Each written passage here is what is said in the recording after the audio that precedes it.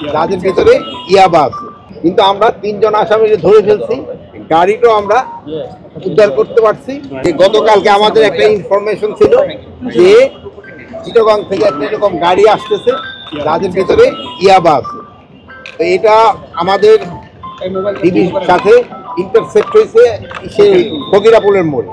ফকিরাপুলের মোড় ইন্টারসেপ্ট হওয়ার পরে আমরা এখানে ধাওয়া করি প্রায় 500-600 গজ পর্যন্ত ধাওয়া করা হয়। ধাওয়া করার পরে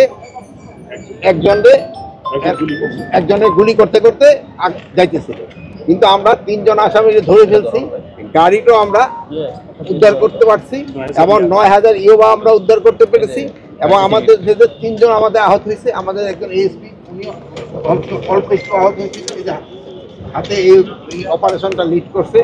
প্লাস আমাদের আরো 2 জন, একজন এএসআই আর একজন কনস্টেবল যে আহত হয়েছে তার পায়ের গুলি লাগছে। ওইটা গত রাত্রে ওইটা রিমুভ করা হয়েছে।